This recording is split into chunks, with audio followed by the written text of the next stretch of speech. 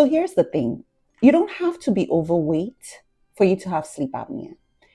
Because I've seen so many women in midlife told, oh, your weight is okay, or you don't really have very loud snoring, and so you don't really have sleep apnea.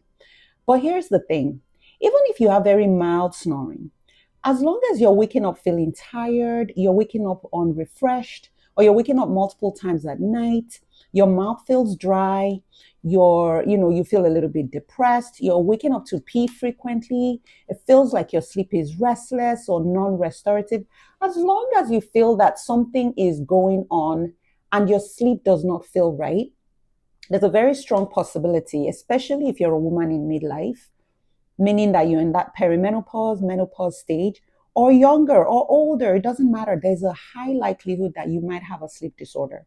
It could be sleep apnea, it could be restless leg symptoms, it could be insomnia, it could be anything.